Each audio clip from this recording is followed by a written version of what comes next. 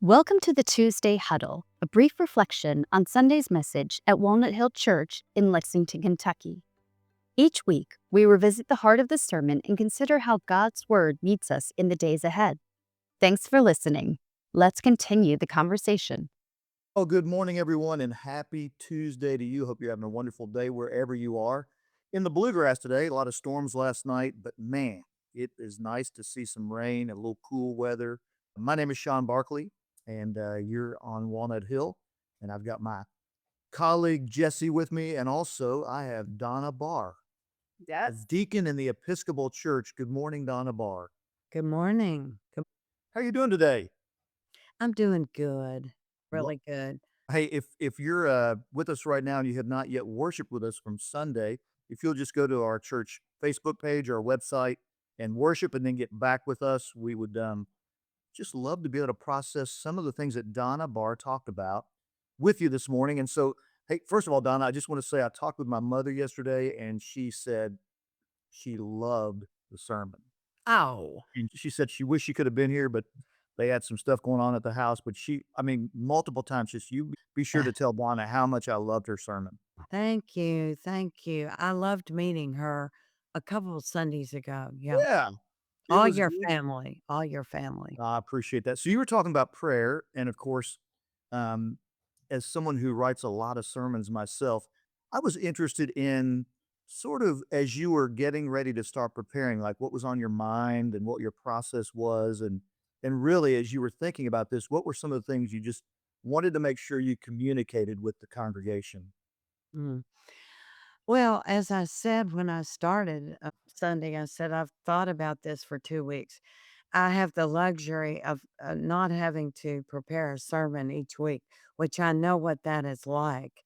It Yeah. is hard to have the appropriate or the good time to pray about it, think about it.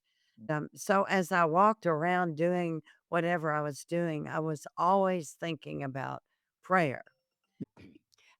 I suppose, as you heard in my sermon, mainly I am a person that wants to be as vulnerable and open as I can to another person, or as the case may be, to the congregation when I'm speaking. I need to tell them really who I am in prayer, which I hope I did.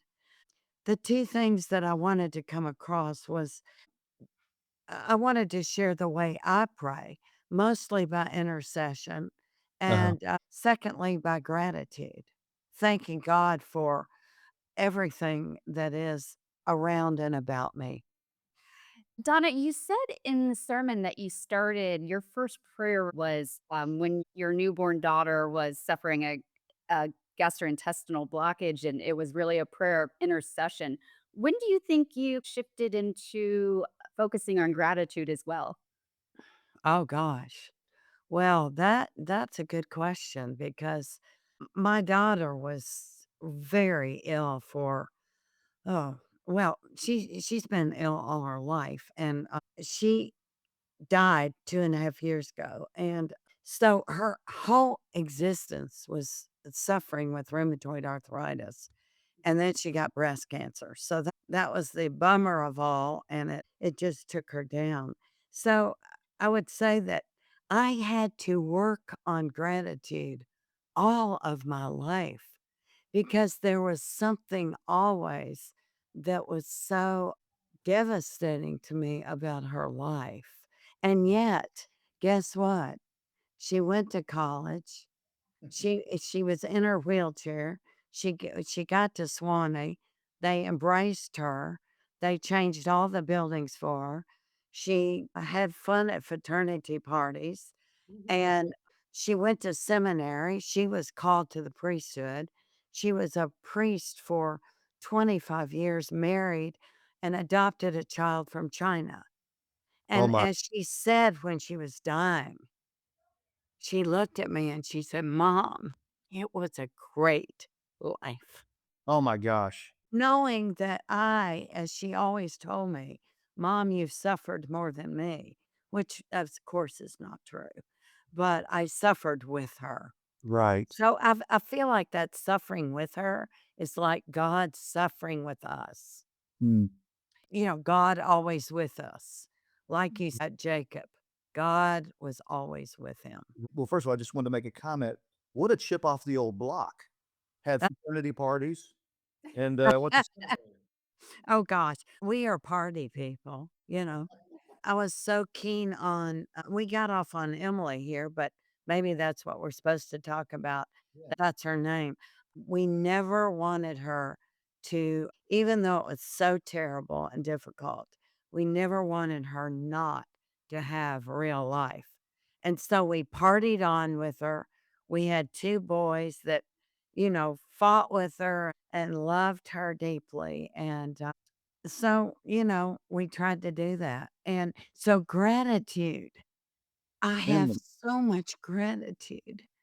We had her 52 years, and doctors always told us she would never live past 40. wow. We had a young mom in church on Sunday, and she, was sharing with me that when you were preaching, she was just a puddle of tears because she had 2 daughters, twins, and they're probably 16 months old now, I don't know, they're not quite 2, who both had some severe complications when they were born and have both had multiple surgeries, and you really connected with her on that. I met her after. She came up to talk to me. I met her 2 little girls, beautiful, and, yeah, we connected because we're both moms and parents suffer with their children. D Back to gratitude, how could we not say, "Thank you. Thank you," is what we need to say. Right. So you said you had to work on it. What were some of the besides just the act of saying thank you, what were some of the methods you used or tools that you found that really helped you to work on gratitude? Oh gosh. Well, besides the fact that I went to every conference I could go to in my whole life, I mean, I've just gone to everything I could to hear other people share their gratitude. I listen to other people's stories. I love to tell stories and I love to listen to people's lives. And so, guess what? A hospital chaplain, when I sit by the bedside of all these people with all these, I mean, I have to go away feeling grateful. Yeah. And I've said to people, I know one of our children said to me once, Mom, why do you like to go to hospitals? It's so depressing. And why do you like sick people? I said, because sick people are real and sick people strengthen my faith. Yeah. They give me my faith. When you go to the hospital bed and I'm asking because I do the same thing, is there a certain cue that you find or that you see where you ask someone if you can pray for them? Or, I mean, how do you kind of launch into a conversation about deeper things whenever you go into that kind of a setting? Because I think a lot of people who are probably listening to our podcast right now might know of someone who's going through something and they just don't know how to get into that kind of a conversation. Is there any kind of way that you do that? Thing Intuition? is that you have to be a really good listener, and you understand that too. I've taught pastoral care all my life too. The first thing that we have to know how to do is listen. Mm. And we have to be able to lead people, being able to lead people so that they'll tell you what they need to tell you. I don't need to hear anything but what they want to say. It's the person that I care for that leads the way, and they will tell me if they want me to pray for them. Donna, that reminds me, I was a volunteer on a, cancer unit at one point in New York, and one of the other volunteers was just fabulous, and he was really good at listening, and, I asked him, "How did you end up here?" And apparently, it was a directive from his wife. She said, "You need to go volunteer because you need to learn how to listen better." He became a wonderful volunteer. He really took to it, but you're right, it's all about listening. Well, you know what? This is so funny, leads into me telling a story about Garland, my husband. Every time I teach pastoral care, anytime I teach Stephen ministry, anything, in the realm of care for others. Garland says, keep teaching because you're so much better at home. And I love that.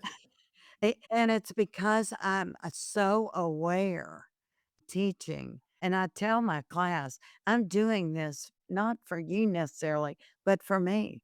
It Mm.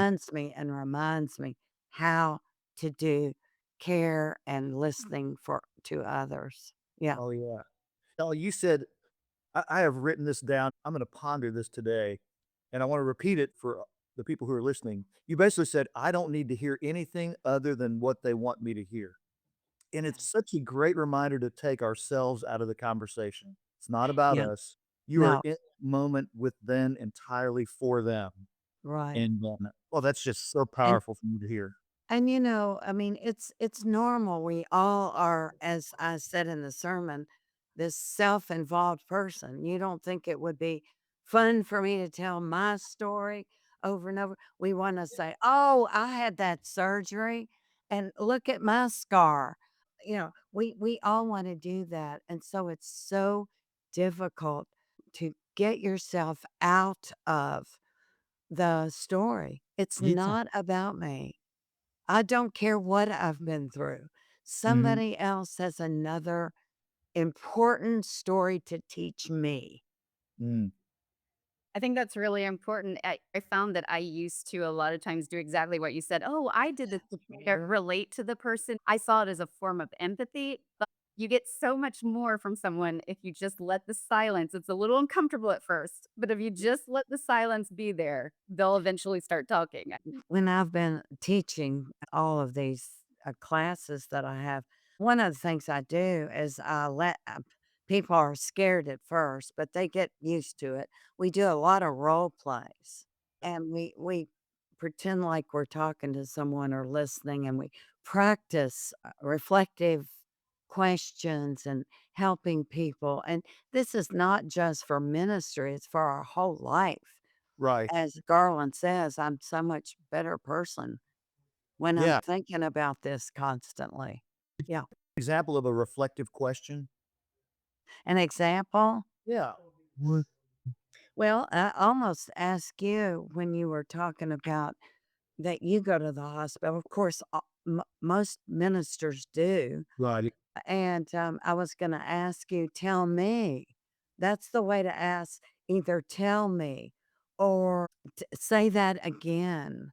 Or all of these questions like what and where and how and tell me and relate that to me. How did that feel? Mhm. All of those kind of questions help. The only question that's not in there is why. Okay. And do you hear that? Because do you can you say something about that, Sean? Well, the A question why question? Like I say something and you go, "Well, why did you feel that way?" exactly. Well, Yeah. because that's not And what you're not trying to get at that moment. you know what? It is kind of a judgment Yeah, question. absolutely. And And, that's not what we're trying to do. right, What we're yeah, but trying to do is let people reflect how they feel right, about that. Yeah. yeah. In life, the why question is so important in many cases, in settings, but you're so right. I mean, in that situation, you're really you're not trying to dig into that at that moment. No. You know what? When I say to someone, "Tell me that again," they might repeat it and they look at me in this most surprised manner and say, "I did not know that I said that." Wow. Yeah.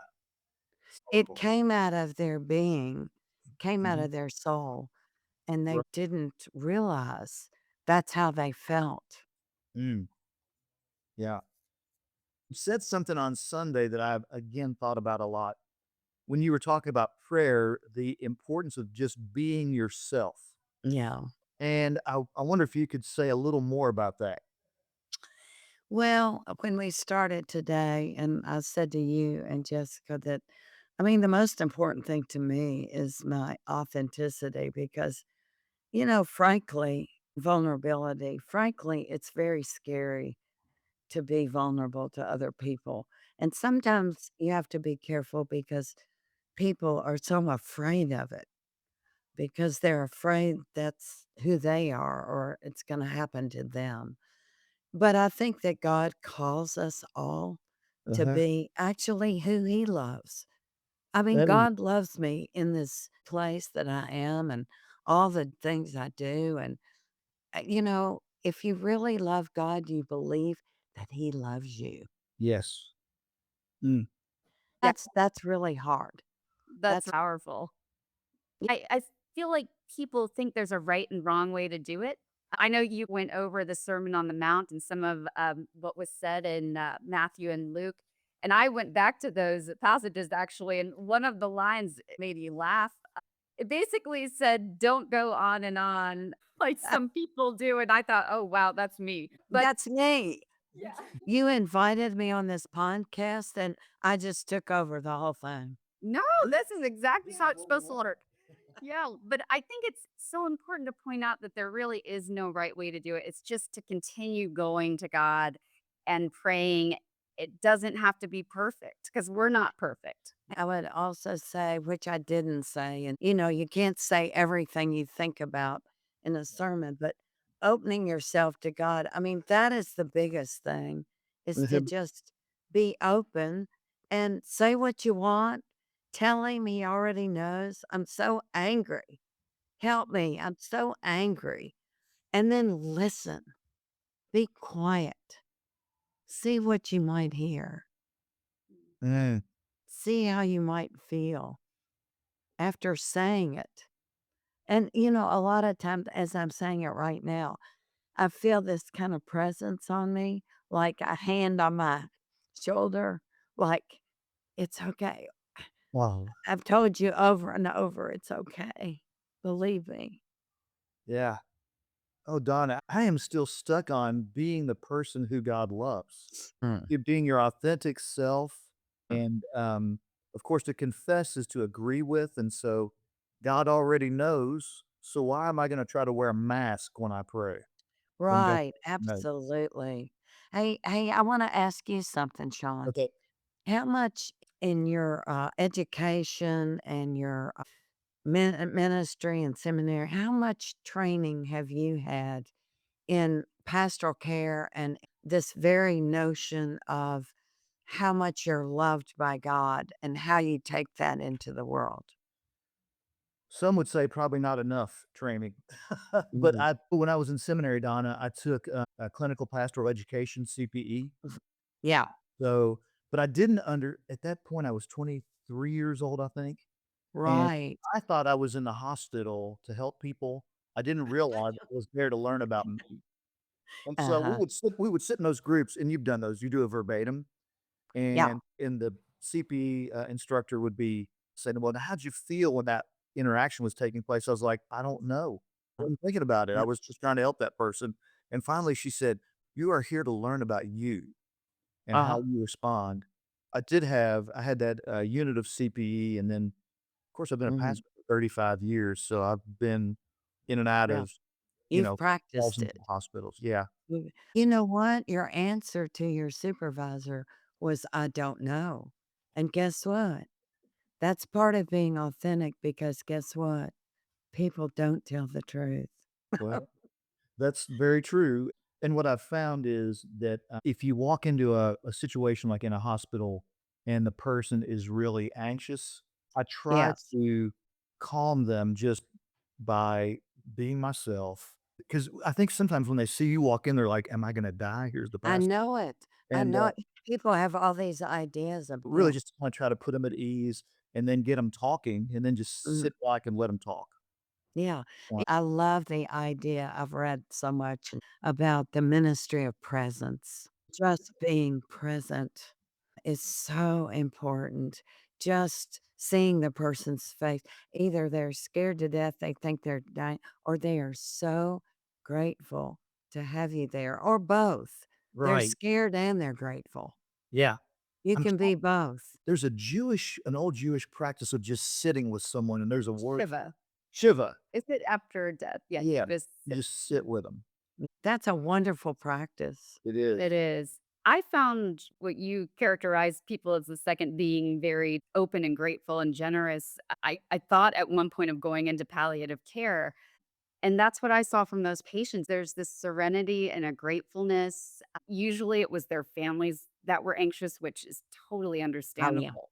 But as much as I went to help them, I felt like I always got something back. Oh, It was yeah. amazing. Well, Jessica, I don't know you, so you've had training in pastoral care somehow, some way. Well, I've been in hospital settings a little bit. yeah. But I did get to, volunteer and just do so many things that were great experiences, and the patients, oh my gosh, the patients were always the best thing. Well, you know what? As a hospital chaplain, one of the things that I found most gratifying was that I would include doctors and nurses into if they happened to be in the room and they walked in and we were getting ready to pray, I'd say, please join us if you'd like. Mm. And I'm telling you, I had more wonderful times. And they were so grateful for it because they need so much care, They t doctors and nurses. And a lot of times people don't really remember that. They are under such stress and they want to do the right thing. Mhm. And so I loved being with the staff and with the medical teams. Well, speaking of loving and being with someone, we have loved being with you, and this is a conversation we need to continue. Absolutely. I'm a little long-winded on this. Mhm. Garland this morning, he said, "What are you gonna do?" I said, "I'm gonna be on the radio." You're gonna be all over the internet. You have no idea how there'll be people in other countries listening to this. Oh, no. I know. Oh, for Well, goodness sakes. Did I say any bad words in here? Not well, yet. we could edit them out if you did. I am grateful to you all. I actually got that out about my daughter, and I'm Yeah. still having some really hard times of grief. So it was really good for me. Thank you for I don't know how we got into that or how I got into it, but it Well, was good for me. we're gonna Thank you. believe the spirit led us into it, and you're welcome, and thank you for your authenticity and vulnerability, and this has meant a lot to me personally, and we've got a room with some other people in here, and I can see there have been a lot of, affirmations as you've been talking, so thank you, Donna. Thank you both. We're gonna say, "Have a great week, everyone, and take care, and bye for now." Thanks for listening to the Tuesday Huddle. If Sunday's message encouraged you, we invite you to watch the full service or explore more at walnuthillchurchky.org. Join us this week and next Sunday as we continue to grow together in faith.